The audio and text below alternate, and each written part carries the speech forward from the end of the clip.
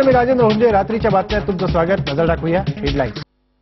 यशवंत सोनवणे प्रकरणात चार्जशीट दाखल न होणं हे पोलिसांचं यश किंवा अपयश नसल्याचं गृहमंत्री आर पाटील यांनी व्यक्त केलंय. लोकांच्या मागणीनंतर याचा तपास सीबीआयकडे सोपवल्याची आठवण करून देत त्यांनी याची जबाबदारी सीबीआयकडे ढकलली आहे. रेवमॅक्स या कंपनीच्या सीएसआर तर्फे महाराष्ट्र पोलीस अकादमीत उभारण्यात आलेल्या सीसीटीव्ही सर्व्हेलन्स प्रणालीच्या उद्घाटन प्रसंगी ते बोलत होते. एखादी गोष्ट घडली की पोलिसांचं यश का अपयश या निष्कर्षाप्रत आपण येतो.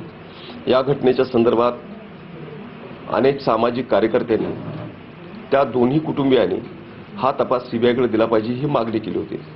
तपास सीबीआयकडे दिल्यानंतर 42 दिवस सीबीआयकडे हा पूर्णपणे तपास होता आणि आज प्रश्न उपस्थित केले जात आहेत, हे पोलिसांचं यश का अपयश.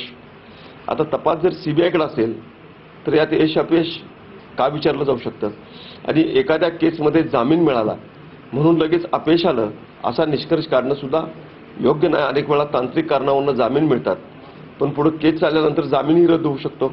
खालच्या कोर्टामध्ये लागलेला निकाल वरच्या कोर्टात रद्दही केला जाऊ शकतो. ही न्याय प्रक्रिया चालू असताना कुणाचं यश अपयश असं मूल्यमापन करणं चूक आहे. कोल्हापूरमधल्या लैंगिक शोषण प्रकरणाचा अहवाल प्राप्त झाला असून लवकरच संबंधितांवर कारवाई करणार असल्याचंही आर पाटील म्हणाले. अहवाल सादर झालाय तो स्क्रुटिनी होऊन माझ्यापर्यंत येईल.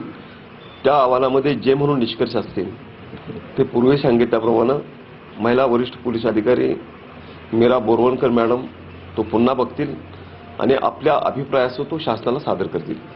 या अहवालामध्ये जे म्हणून दोषी असतील त्या सगळ्यांच्यावर कारवाई केली जाईल. ब्रेक घेऊया. पहा फक्त IVN लोकमत.